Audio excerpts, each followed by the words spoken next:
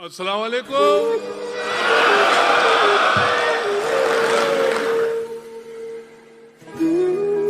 उसको प्रमोशन मिलेगा जिसके बच्चे 3 हैं। उसको प्रमोशन मिलेगा जिसके बच्चे 3 हैं। जाते जाते मंत्री जी ये भरोसा दे गए। उसको प्रमोशन मिलेगा जिसके बच्चे 3 हैं। जाते जाते मंत्री जी ये भरोसा दे गए। मैंने बेगम से ये पूछा अपने तीनों हैं कहाँ? मैंने बेगम से ये पूछा अपने तीनों हैं कहाँ? बोली बेगम जिनके बच्चे थे अपने ले गए। क्या कहने सज्जाद भाई, क्या कहने। वाह वाह वाह वाह वाह।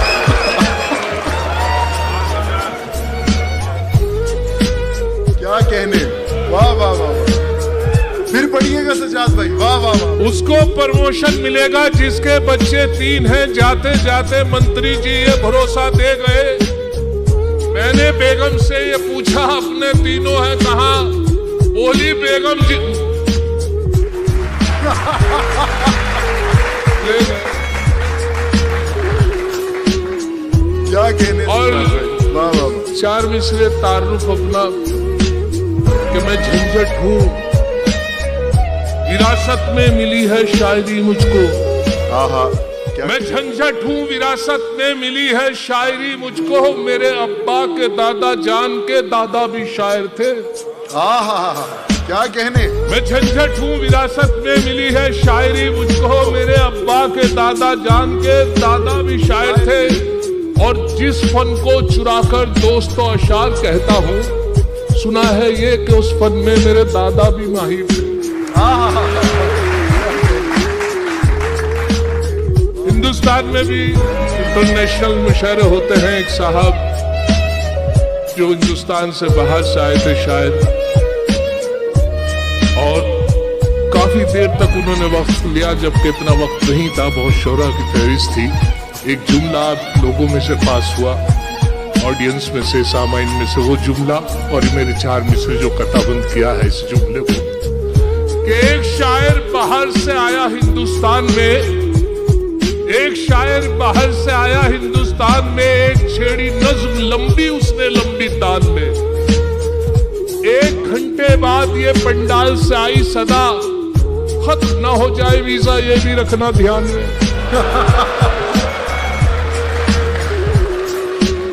क्या कहने जी।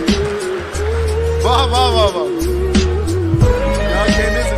एक शायर बाहर से आया हिंदुस्तान में। एक छेड़ी नज्म लंबी उसने लंबी तान में।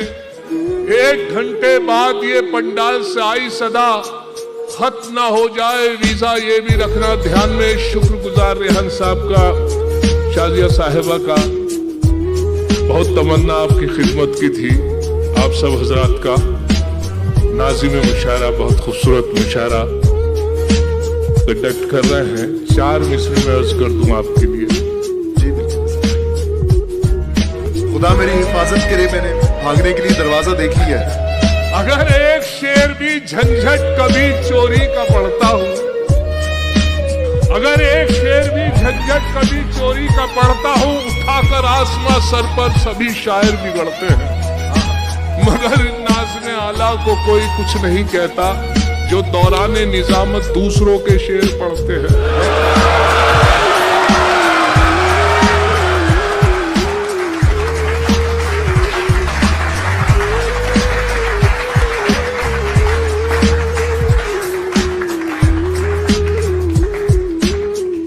एक मुशायरा था तो साहब उसमें ये था कि बिल्कुल भी बाहर के किसी को, मतलब सब बाहर के बैरूनी शायरों की इजाज़त थी, मकामी किसी शायर को इजाज़त नहीं थी। फहरिस्त बहुत तवील थी, लेकिन SDM साहब जो सब कुछ उनके हाथ में था, उनका भतीजा के लगे साहब, मेरा भतीजा किसी की गजल लेके उसने एक पर्चे पे लिखी, सारे दिन याद करता रहा, इजाज़त दे दी। इत्तेफाक देखें साहब, जब वो घर से चला और कपड़े छीन के तो वो पर्चा जिसमें कुछ याद हो गई कुछ नहीं हुई, तो सोचा पर्चे का सहारा ले लिया जाएगा। इसी उम्मीद के साथ और इसी एतबार के साथ वो आया माइक पर। नाजिम मुशारर नाम अनाउंस किया और वो आया तो उसने उम्मीद थी कि शायद मेरी जेब में पर्चा, लेकिन इत्तेफाक ये था जो कपड़े बदले वो वही पैंट में रह गया जिसमें वो, ये भरोसा था शायद मेरी जेब में। अब हालत ये थी साहब उस मुशायरे की कि जब वो आया माइक पर उसके बाद उसको पहला मतलब का मिसरा उला उसके याद था, मिसरा सानी भूल गया, मिसरा उला पढ़ा उसने, मिसरा सानी भूल गया, तो अच्छा तलाश किया नहीं मिला, अब कैफियत देखिए अभी था वह पढ़ा उसने। मिसरे का पहला मिसरा ये था कि जली शम्मा हुआ परवानों का खून, जली शम्मा हुआ परवानों का खून, जली शम्मा हुआ परवानों का खून, जली शम्मा हुआ परवानों का खून, जली शम्मा हुआ परवानों का खून, इन्ना लिल्लाहि व इन्ना इलैहि राजिऊन।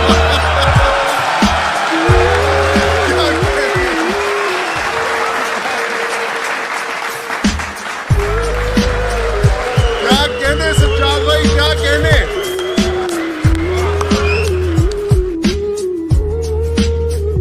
मैं हाजिर हुआ तो दिल्ली से फ्लाइट थी, वहां मुझे मालूम हुआ कि साहब मेरे बहुत अजीज शायर थे, बड़ा जिंदा दिल आदमी थे, दिल फेंक आदमी थे। मामला ये था उनके दर्द था, अपेंडिक्स का ऑपरेशन होना था, लेकिन साहब मैंने पूछा कि चलिए उनकी तो पंत हॉस्पिटल दिल्ली में वो एडमिट थे, लेकिन उनका ऑपरेशन जब मैं पहुंचा नहीं हुआ था, वो बिल्कुल ऐसे जगह लेटे हुए थे बर्थ पर जहां पर उनको ले जाना था ऑपरेशन के लिए।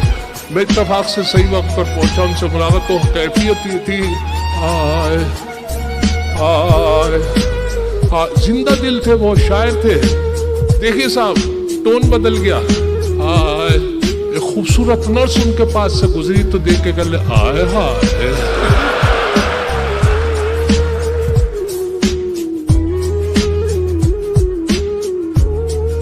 ना महरमों पे लिखती मोहब्बत की डायरी,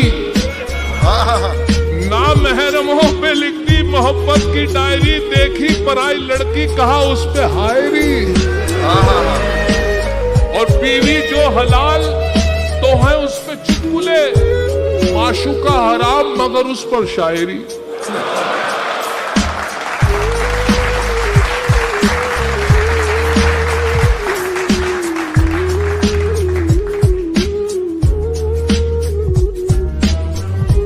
अल्लाह फरमाए थाम कर हाथ जो धन्नों का मैं एक दिन बोला, तुझको देखूं हो तो मनवा में कसक हुई बेकरी। थाम कर हाथ जो धन्नों का मैं एक दिन बोला, तुझको देखूं तो मनवा में कसक हुई बेकरी। मुंह पे छापड़ जो पड़ा, मुंह जुठा कानों में प्रेम का छुटिए पटाखा तो धमक हुई बेकरी।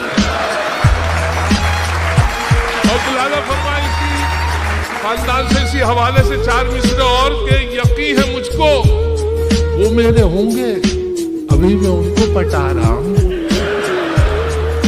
यकीन है मुझको वो मेरे होंगे, अभी मैं उनको पटा रहा हूं। अभी तो खींची है कुछ लकीरें, अभी तो खाका बना रहा हूं।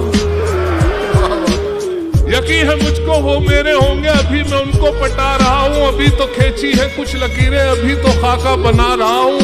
और कटी पतंग की तरह ही एक दिन खुद गिरेंगे वो छत पे मेरी। नहीं किसी पे है काट जिसकी मैं ऐसा मांझा बना रहा हूं।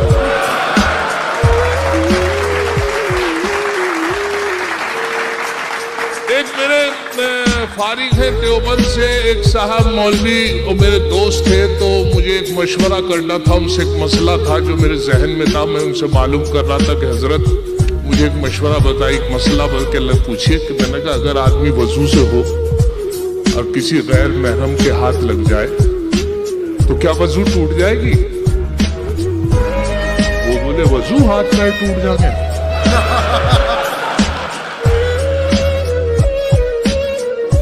सच है इसका खुलासा करना पाए मौलवी, सच है इसका खुलासा करना पाए मौलवी। 3 बार तलाक आखिर किस लिए कहना पड़ा? बात तो एक बार की भी सुनती नहीं है औरतें, 3 बार तलाक झंझट इसलिए कहना पड़ा। और ये भी मुलाहिजा फरमाए कि हमारे हिंदुस्तान के मशहूर शायर मरहूम मुजफ्फर रजवी साहब का एक बहुत मशहूर शेर कि जबर भी देखा है हालात की नजरों ने, लम्हों ने खता की थी सदियों ने सजा पाई। अब 3 मिसरे लगे हैं, मुलाजा फरमाए कि एक बार उसे मैंने बस आंख यूं ही मारी थी, एक बार उसे मैंने बस आंख यूं ही मारी थी, वो बन के मेरी बेगम घर साथ चली आई। अब हाल मेरा यह है 10 बच्चों का अब्बा हूं, लम्हों ने खता की थी सदियों ने सजा पाई।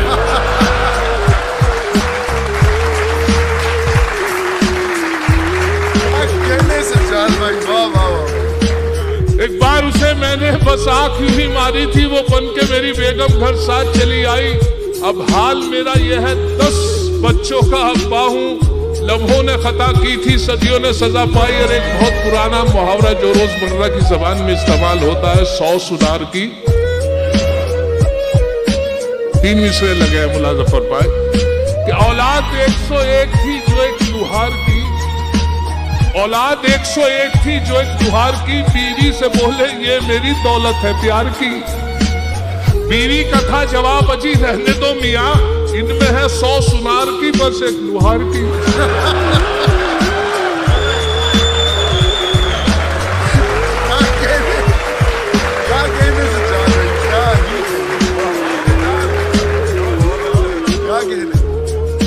नमाज बकरीद अभी गुजरी है, बकरीद की नमाज का वक्त ज्यादा ताबीज से यूं रखा जाता है कि सब लोग जल्दी रखा जाता है कि सब लोग जल्दी से नमाज अदा कर लें और जल्दी से अपने कुर्बानियों से वारीब हो जाए।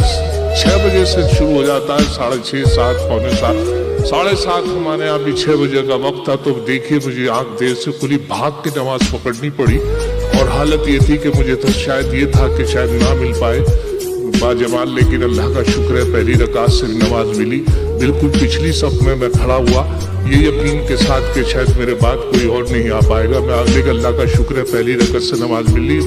ये मौत था, ये मुलाजा करें कि वो जब मैं खड़ा हुआ तो एक रकत निकलने के बाद 2 लड़के बड़ी तेज भागे हुए आए, उनकी एक रकत निकल गई थी और बड़ी तेज हाँफ रहे और उनकी हालत खराब आते बराबर में खड़े हुए। नमाज मुकम्मल हुई, रुकू हुआ, सजदा हुआ, कायम हुआ, सलाम फेरा गया, एक तरफ सलाम फेरा गया, दूसरी तरफ सलाम फेर के जैसे नमाज मुकम्मल हुई तो दोनों आपस में गुफ्तगू कर रहे थे। मैंने भी सुना, एक दूसरे से कह रहा था, देखा अगर वजू के चक्कर में रहते तो नमाज निकल गई थी।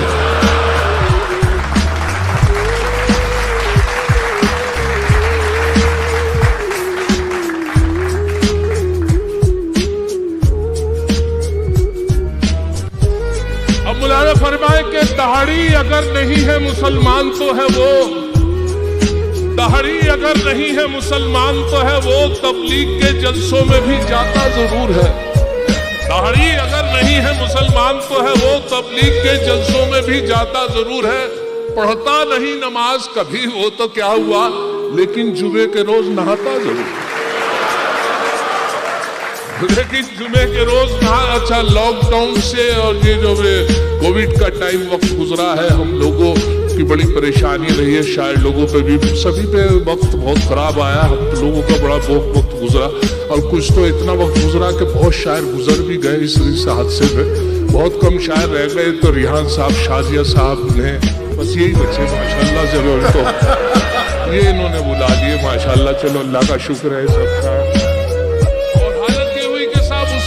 कोरोना में अगर किसी के यहाँ कोई मेहमान आ गया तो बस फंस के रह गया 15-15 दिन। मेरे यहाँ हालत ये रही कि उसके बावजूद भी मेहमान नहीं था पहले तो, और जब मेहमान नहीं था तो उसमें शुक्र भी अदा हुआ कि उसमें क्या हुआ कि गोश्त पे पाबंदी लग गई, गोश्त पे इतनी पाबंदी लग गई कि कोई उनकी खिदमत खातिर तवाज़ु के लिए कुछ नहीं रहा, तो मेहमान भी नहीं था।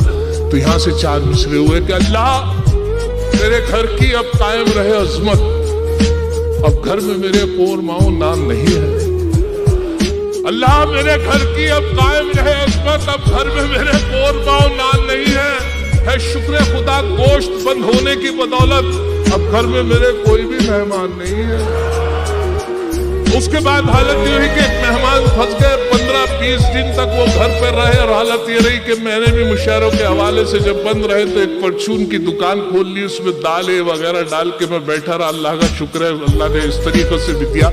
अब मैं क्या करता मेहमान के लिए, मैं उनकी खातिर तवाज़ु के लिए वही दाल, आज मूंग की दाल, शाम को चने की दाल, फिर मूंग की दाल, फिर चने की, फिर उड़द की, फिर इस तरीके से दाल। अब हुआ ये कि साहब 12 रबीउल अव्वल की तारीख उर्दू की आने वाली थी। हम लोग मशवरा कर रहे थे घर में कि आज क्या तारीख है उर्दू की। कोई कुछ बता रहा था, बड़े भाई कुछ बता रहे थे, चचा कुछ बता रहे थे। मेहमान से मुखातिब हुए जब 14 दिन उन्हें दाल खाते हो गए, मैंने पूछा हजरत आप आज ही बताइए, आपके हमें तो सही पता नहीं है, चांद की क्या तारीख है? कहते चांद का तो पता नहीं, हाँ दाल की 14 है।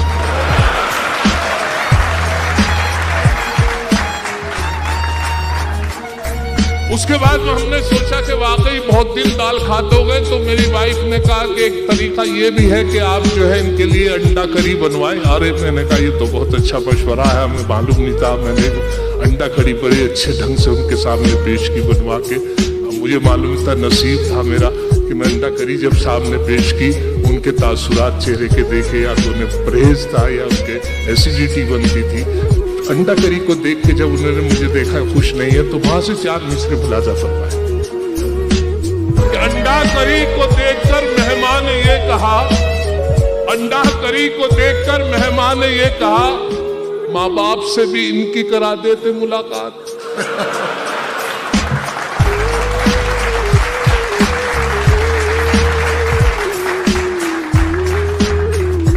अंडा करी को देखकर मेहमान ने ये कहा, माँ बाप से भी इनकी करा देते मुलाकात। झंझट ये बोले इनके तो माँ बाप नहीं है, फिलहाल इन यतीम के ही सर पे रख दो हाथ।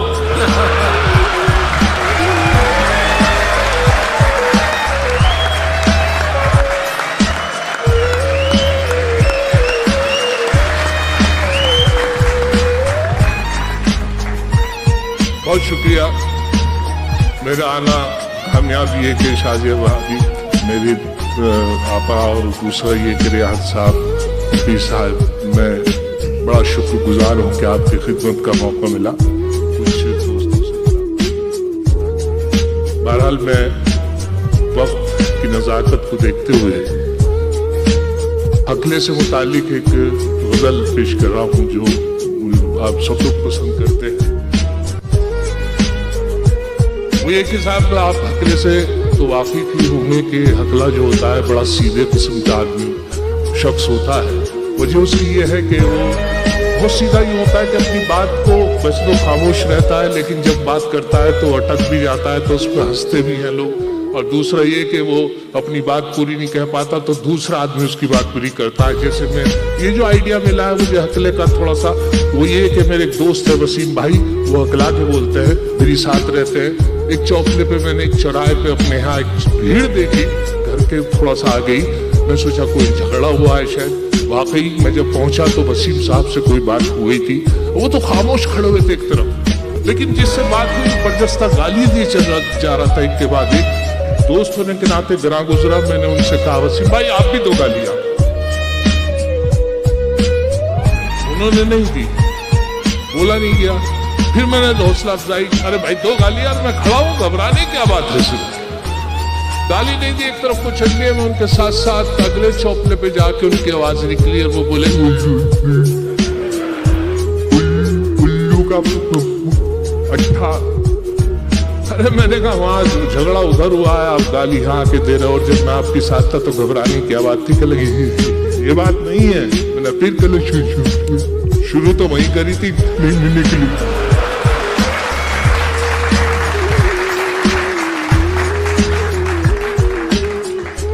अब मुलाजा फरमाए वो गजल, वसीम साहब को किसी से इश्क हुआ। इश्क बिल्कुल वन साइड इश्क। वन साइड यूं के कौन अकले से इश्क करता, जिससे लड़की से इश्क हुआ उसे मालूम भी नहीं, और वो इश्क चलता रहा। और जब उन्हें मालूम हुआ कि कुछ को रिस्पॉन्स नहीं उधर से हुआ तो उनके घर ही पहुंच गए। घर पहुंच के इतने सीधे आदमी कि उनके वालिद साहब से उनका हाथ मांग लिया। पता चला कि साहब उनकी पिटाई की गई, उनके भाइयों ने, उनके वालिद साहब ने खुद पिटाई की। 15 दिन तक मायूस रहे। मैंने पूछा क्या मामला है, तो उन्होंने जो था मुझे बताया कि साहब सारे आर्ज आरज़ू पे मैं पीटा गया अलग, इज़हारे आरज़ू पे मैं पीटा गया अलग, और बालों का मेरे सर से सफाया हुआ अलग। शेर मुलाजा फरमाए कि मत पूछिए कि कैसी क़यामत गुजर गई,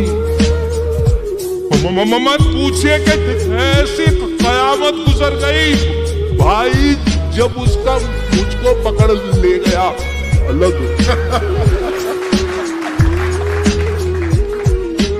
और ये शेर जो है कुछ शायरों की हकीकत भी इसमें बयान कर रहा हूं कि मत पूछिए कि कैसी क़यामत गुजर गई भाई, जब उस अलग।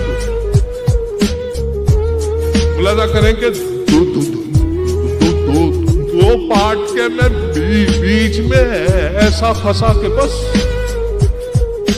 दो पार्ट के मैं बीच में ऐसा फंसा के बस, बीवी अलग है पीसती है दिलरुबा।